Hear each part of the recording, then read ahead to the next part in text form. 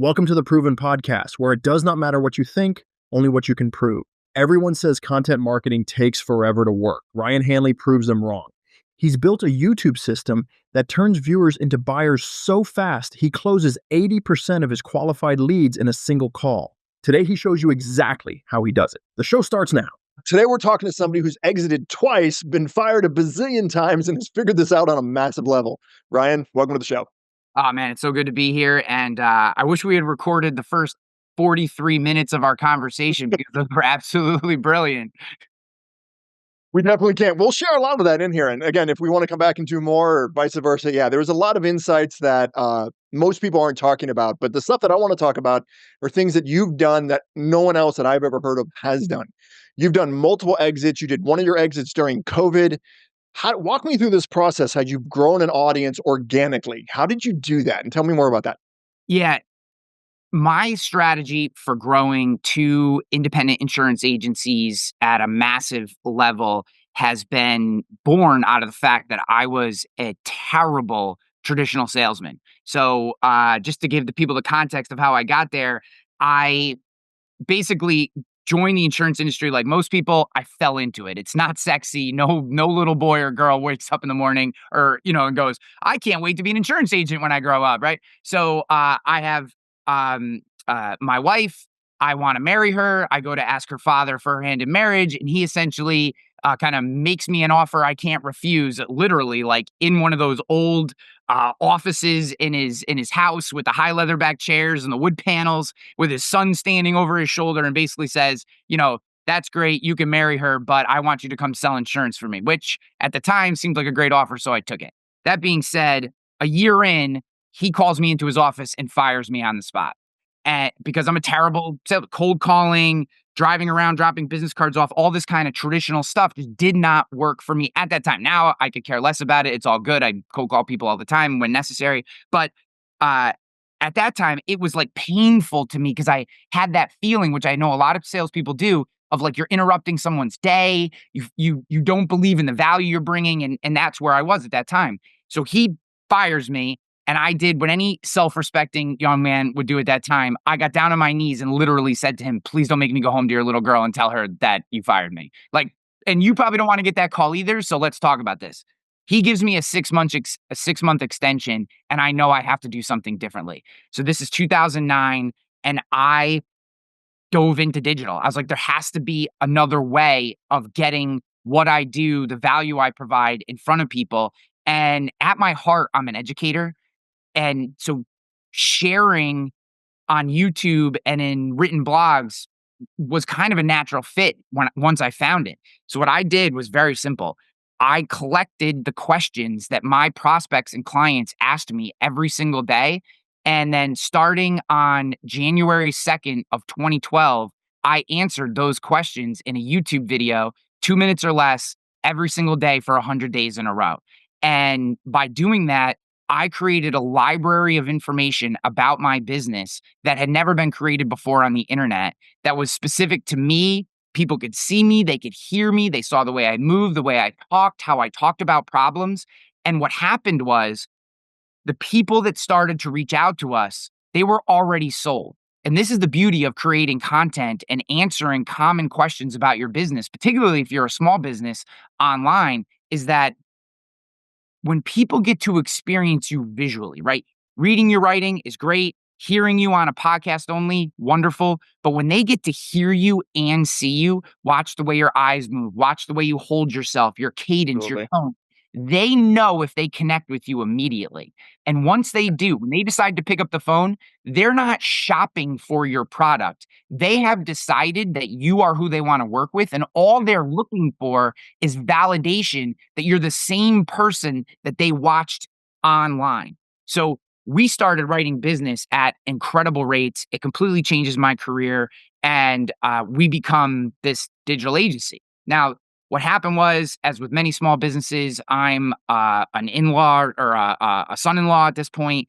And essentially, I was told that while they appreciated everything I was doing and the growth, et cetera, my name would never be on the box. I would never have a chance to own that agency, and that I would have to be happy only ever being a producer. And I don't mean to say only like being a producer, which is what they call a salesperson in the insurance industry, isn't a respectable career. At 32 years old, that just wasn't enough for me. To know that I didn't have any other path at that age, I just couldn't accept it. So I quit that job, or essentially I was pushed out because of that, but I quit and took a job as a CMO of a national insurance technology company. And there's a bunch of stories in there, but essentially I gained insights over that time that allowed me to hone that process. And then in 2019, I was the CEO of a fitness franchise. And I came in, I'd been working out at this gym for about 6 years. I was looking for a change out of the insurance industry. I just had a couple positive yet ending negatively experiences and felt maybe just the insurance isn't the right fit for me. So I joined this fitness business. The founder said, I'm a gym guy. I want to work on the gym stuff. I need a business guy to scale this thing. I want to go regional. And I agreed. And in the course of 10 months, I grew that business from 2,100 members to 3,200 members. We were the number one mentioned business in all of our region, which is the Albany, New York, greater capital region of New York, upstate area. We're the number one mentioned business from a media perspective. We put on 1,100 customers or 1,100 members in just under 10 months. And the problem was I made the business so profitable that the founder decided he no longer wanted to scale, was happy with that growth, and I was his largest expense. So he fires me on the spot. Literally walks in the office. There's a pattern developing here. Yeah. He says, you've done an incredible job. So we did all that, by the way, net zero employees. I let two highly underachieving employees go, replaced them with two new employees. So we net zero additional fixed cost on employee expense, yet scaled the business 1,100 new members, which at $125 a member is a lot of profit. And he basically said, thank you, but I kind of want to take it back over. And he took the business back. So here I am out on the street again. And that's when I decided it was time to become an entrepreneur. I had this vision for a national digital commercial insurance agency. I wanted to serve small businesses, but I wanted to do it in a way that was easy, yet still leveraged our humans. I called it a human optimized business. And I literally ran the same exact playbook on YouTube again. Now, I didn't know that the zombie apocalypse was coming. So I launched March 9th of 2020. I'm $57,000 in the hole because starting an insurance agency is not an inexpensive business, despite what you might think. And 7 days later, March 16th, Governor Cuomo shuts the state of New York down. And now, everyone remembers that time, right? Nothing is happening. I'm watching money just light on fire and float away.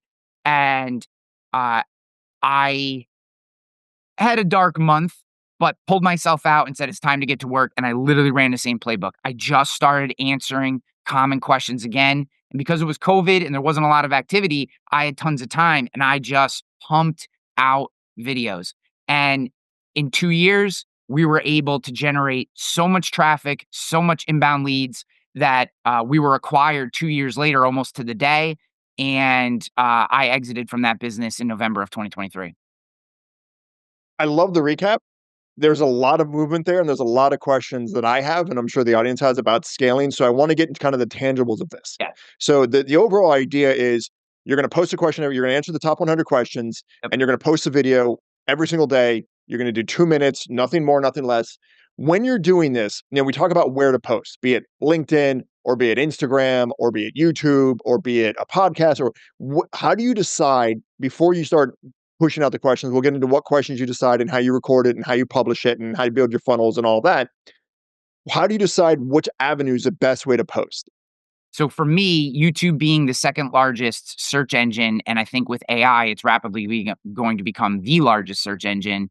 YouTube was number one always. So we had a create once, share multiple times strategy. So what that would look like is I would create a video and say, post it on Monday morning.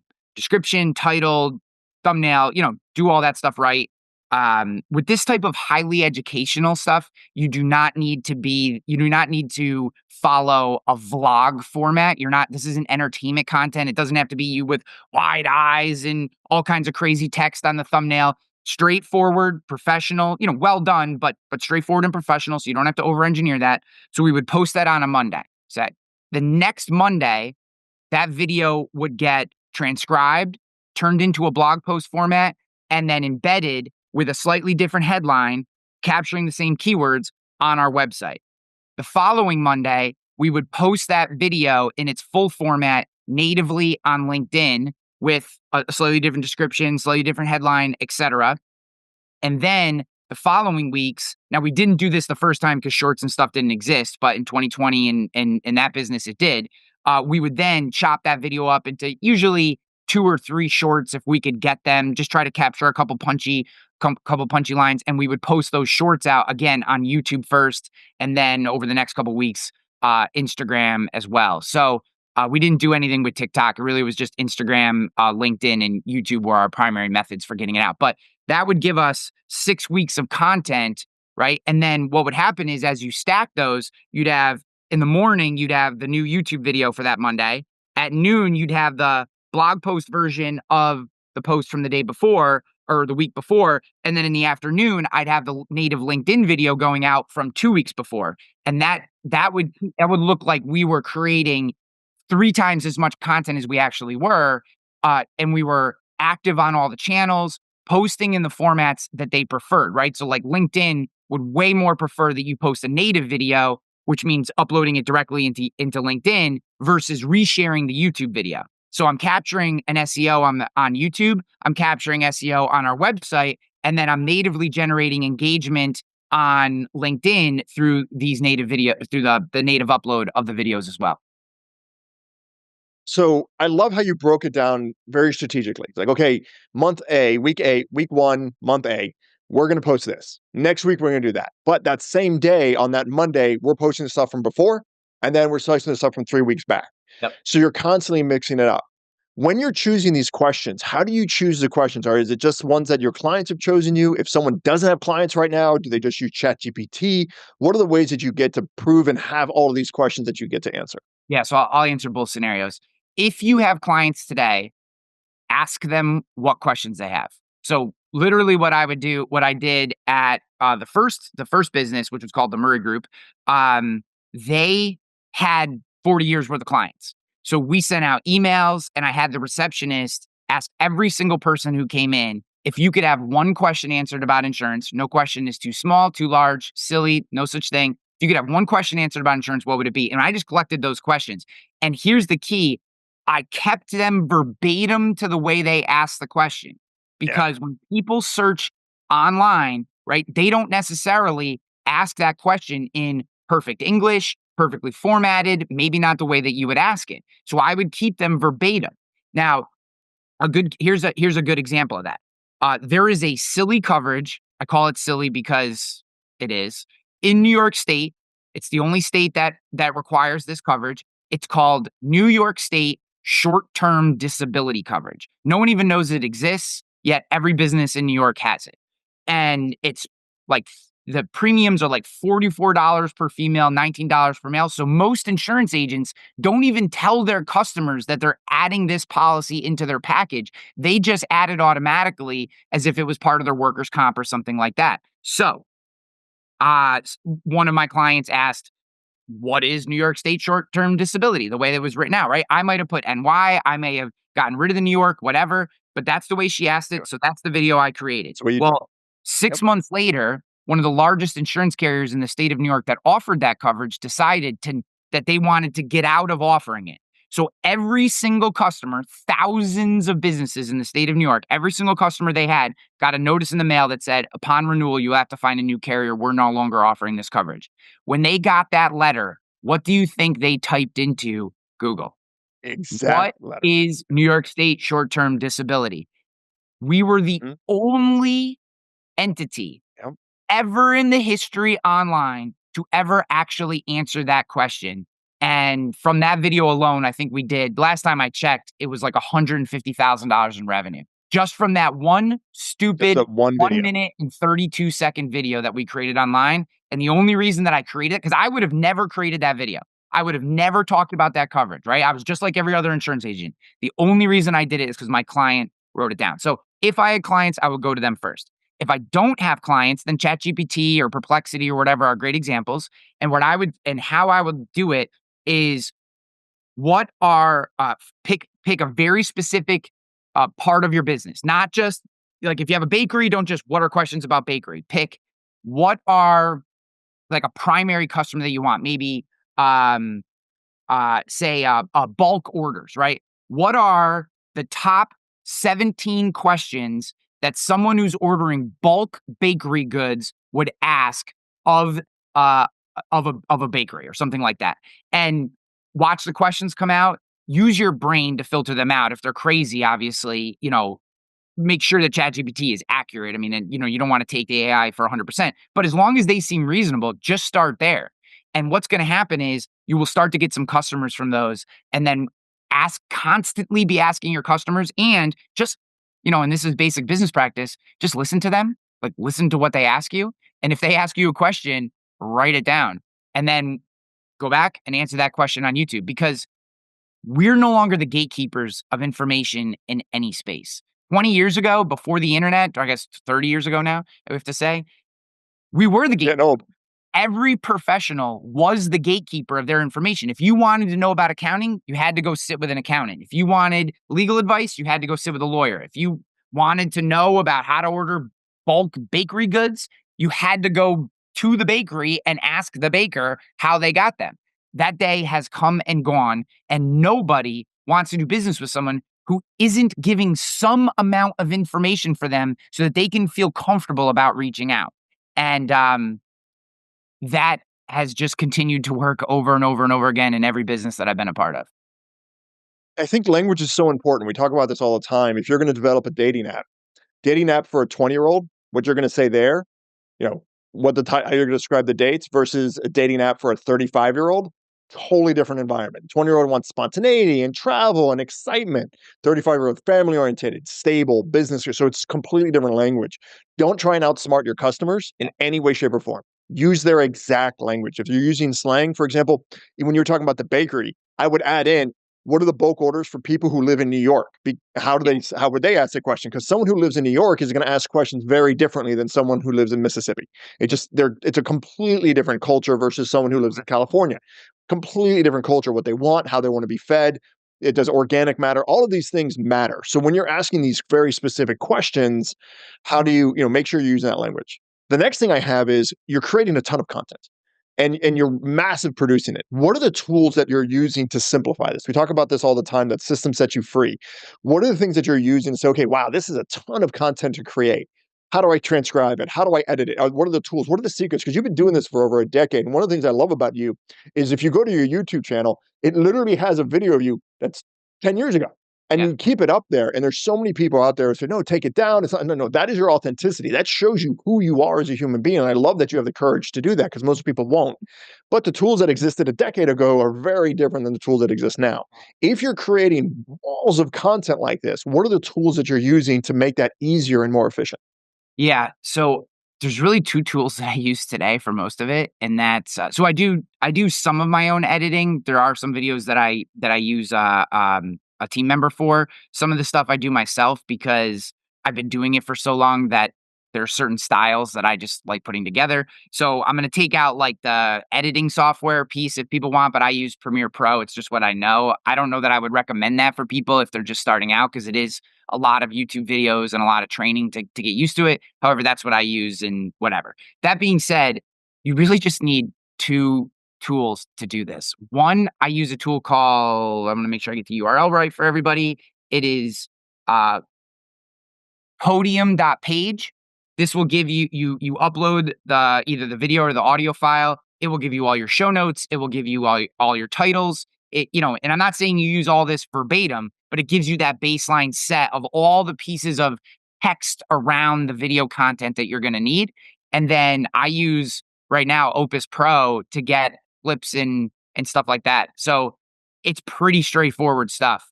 I don't use a ton of tools. I don't recommend a ton of tools. And then we use Dropbox, and we use folders in Dropbox so we know where everything is in the process. And that's it. Because I believe in posting natively. A lot of platforms will throttle content that is scheduled not all of them, but it's constantly changing. And I don't want to have to chase algorithms, nor do I believe in chasing them necessarily, unless your entire business is influencer marketing, which we had a discussion about that before. Um, Uh, yeah. yeah. So Huh. for me, it's a couple simple tools and then just a documented SOP process in Dropbox where it's like a raw published, ready for YouTube, published on YouTube. Once it's published on YouTube, it gets moved to ready for website. Once it gets published on the website, ready for LinkedIn. Once it's published on LinkedIn, ready for Shorts. So that file just moves down these folders, and we just have dates next to them, and we know what goes out when. And then that schedule is just an SOP. It's just a manual process. And by using Podium and getting like a baseline for what our text is going to be and that kind of stuff. We don't have to do all the heavy lifting around the tech side and the transcribing. So we're getting that stuff done, cleaning it up a little bit. So anything that doesn't sound natural or isn't what we actually want to say, headlines we usually write ourselves through a little bit of testing and just having done it for a long time. But it gives you some suggestions to get you going if you're just not used to this and just getting started. And a lot of them are perfectly fine. So I don't believe in spending a lot on this stuff. I don't think it's necessary. I don't think you have to. Uh, I think that the other thing too, in terms of lead capture, is don't over engineer your landing page. Right? You clear, concise. Tell them exactly what they need to do, and be very consistent in where you send people. And then just it's the follow up process after that. I mean, that's just kind of business 101 stuff. So when you talk about the follow-up process, there is something that you're starting to do that I've never heard of before. And you're talking about this way to close that is different than anyone else I know who has done this. And it's a very specific way. So I get the idea that you've described to me so far, which is, hey, this is how we grow it. This is how we get the people in. It's a very specific SOP. This is how we produce walls of content. But your way to close them once they do that, because they've already built rapport, which is all the videos are doing. You're building rapport. You're building, hey, I already know this person. I already like this person. You've already built your KLT with this individual, know, like, and trust. Now you've got them on the phone, or now you're in that process. You have a specific way of closing people. And this is something that we were talking about in the 43 minutes before we jumped Yeah, on the call. This is something that I hadn't heard someone discuss before. And it was something that, if you're open to it, I'd love to talk more about yeah, those details on how to do this. yeah. So I realized very early that an inbound lead is a very particular and unique prospect. Unlike referrals, unlike any outbound prospecting, unlike leads you buy from a lead service, someone who has watched your content and filled out a form is a very different type of a lead, and you have to approach them differently. So we crafted a process that I call the one call close process. Just to kind of not bury the lead here, I am not recommending that you have to close the person on the call, but to be respectful to that individual who has consumed your content is essentially already sold. What we don't want to have to do is go back and forth with them 3, 4, 5 times on follow-ups. We want to make sure that we have established with them that they don't have to keep shopping. Nobody wants to call, like, there is this common misbelief around small business owners that I have come across over and over, particularly small business owners, over and over and over again, that anyone who comes to them is a shopper, right? So if they reach out and they cold call them, yeah, I hunted that prospect and I dragged them back in, and blah, blah, blah, the ego gets involved. But on an inbound, they're like, oh, this person's they're a shopper. Why would they be calling us? They're a shopper.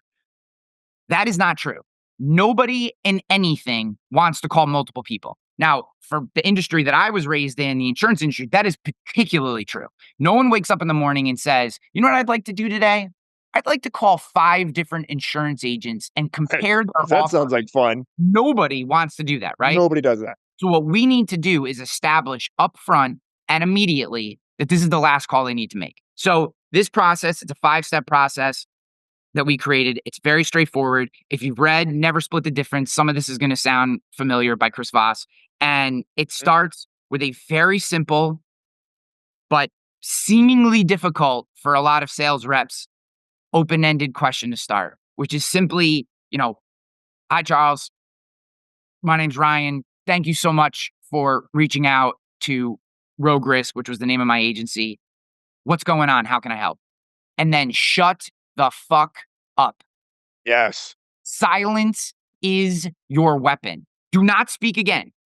This was the hardest part for them. I'm like, don't start explaining everything we do. Don't start explaining who you are. Don't start. Blah, blah, blah. Do none of that. Just what's going on? How can I help? And shut up and just be silent. And what will happen is during that time, because again, this is a different mindset. These people have watched your videos. They know what their problem is. They know the problem they're trying to solve, right? They're not being cold called. You didn't cold call this person. They didn't mistakenly fill out some lead somewhere and now all of a sudden they're getting bombarded with calls from service providers, right? This is someone who chose you. They want you in your brain. They want you to be the solution.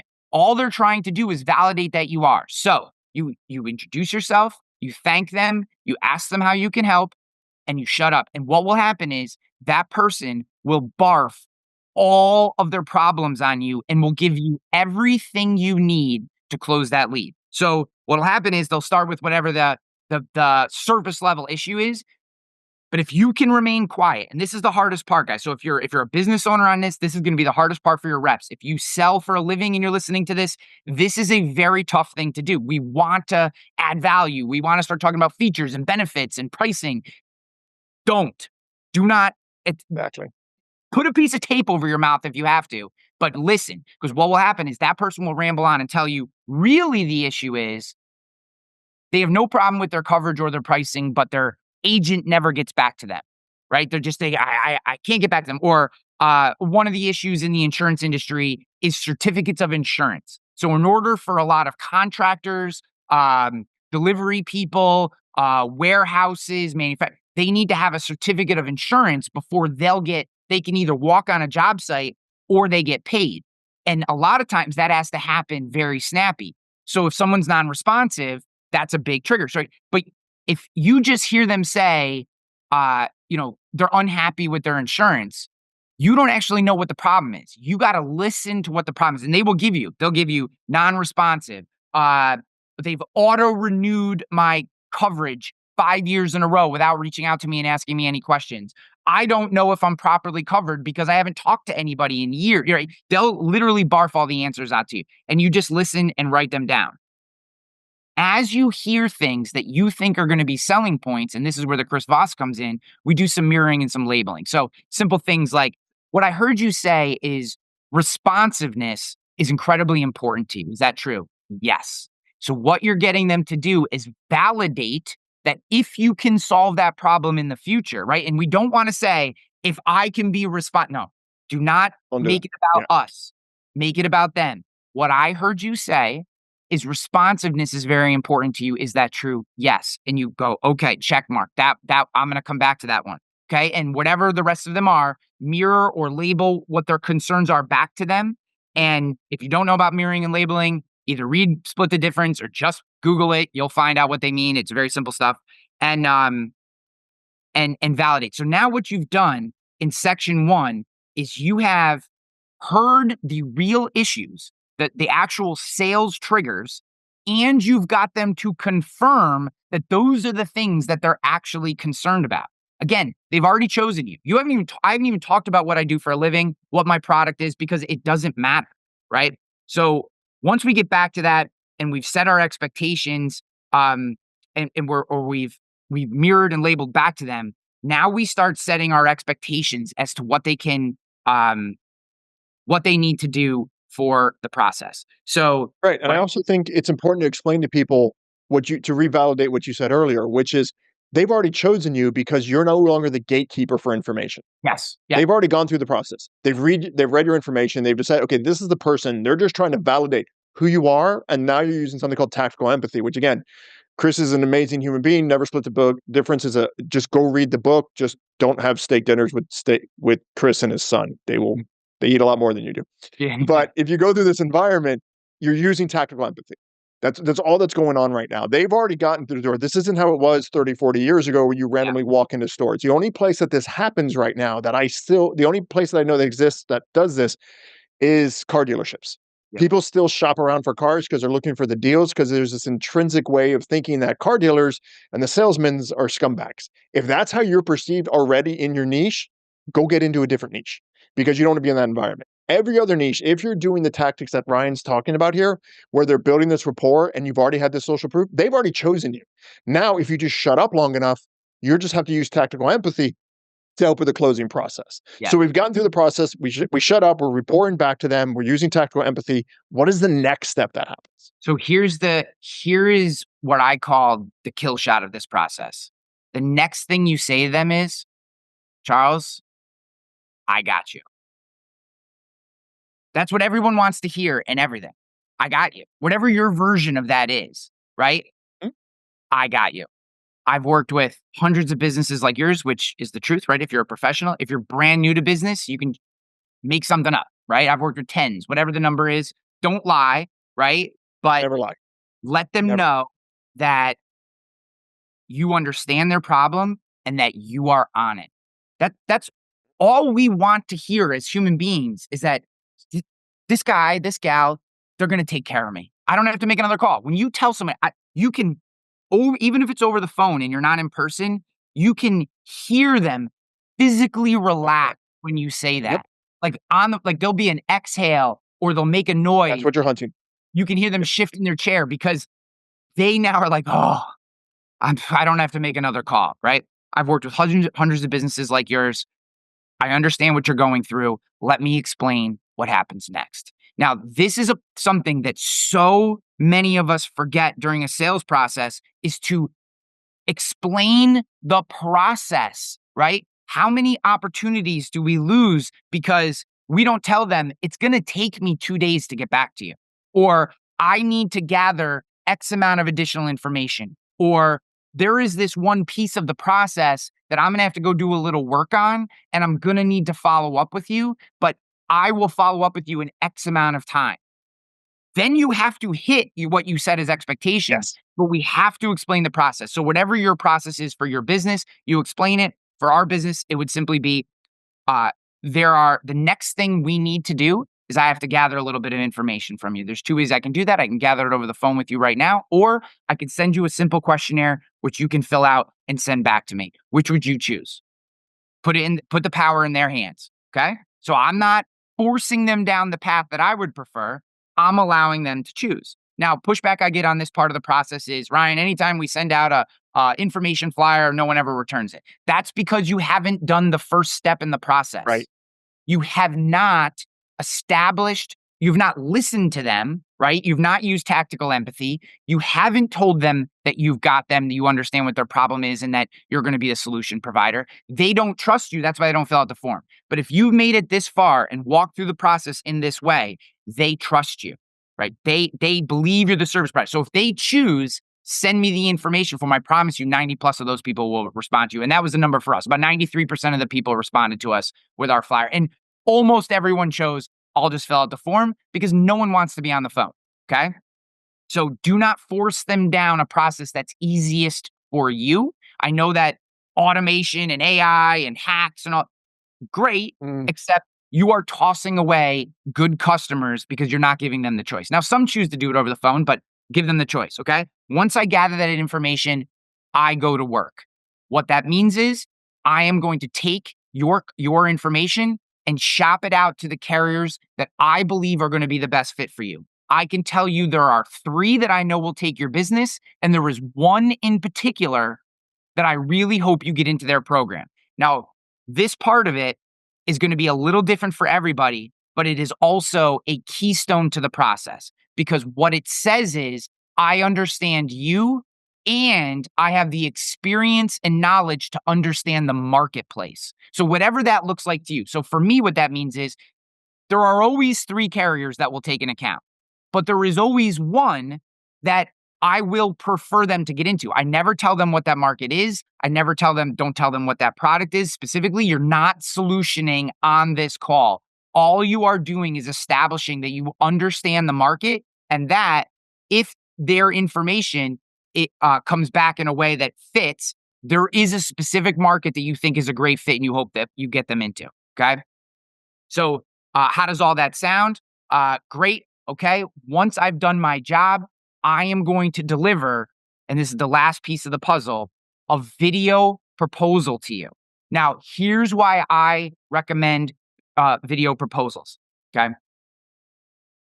I recommend video proposals because of what you just described in the used car sales business. Transparency is paramount, right? We do not want to feel like we're coming from a position of weakness. So, what I say to them on the phone and what I train my team to say is the reason we use video proposals is because I want you to know everything that I know before we talk again.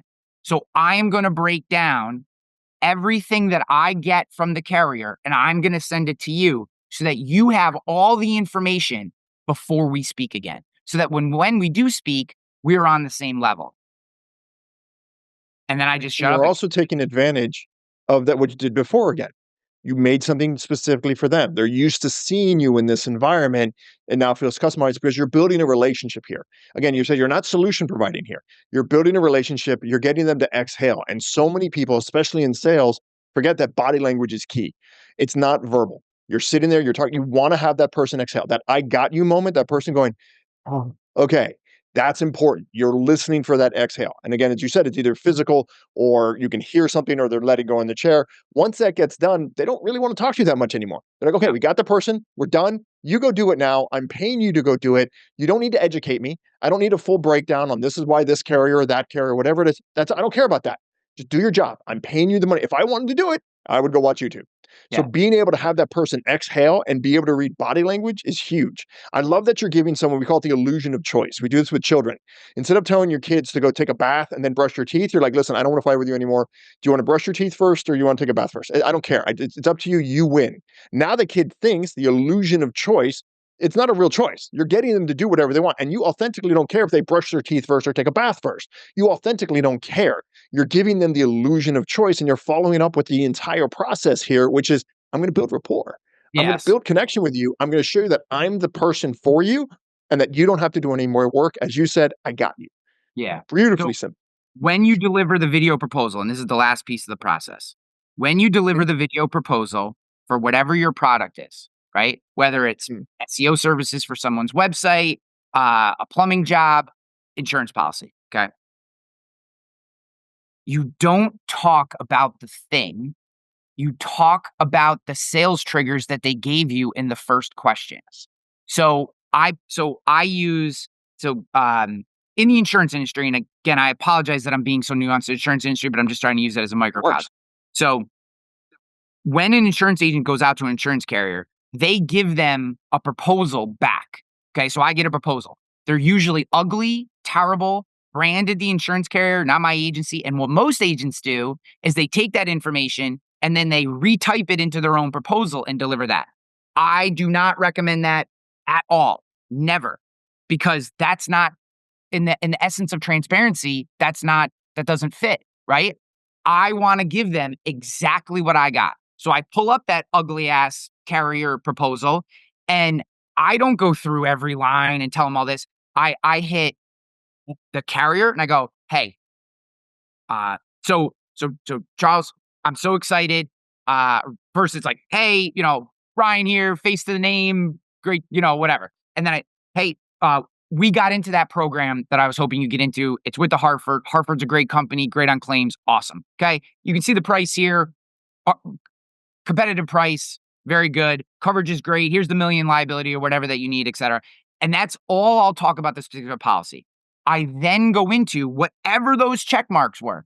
So here's the deal, Charles. You told me that responsiveness is a key. We have a dedicated maximum 2-hour turnaround time. We will turn any request that you have around in 2 hours, and I'm going to give you a dedicated number, email that you can also text it whenever you need, and we will turn it around in 2 hours regardless of the time, right? And that has to fit your business, but that's what ours was, right? Right. So you also told me that you wanted to make sure, at least on an annual basis, that you were hearing from us to make sure that your business had to change and your coverages were right.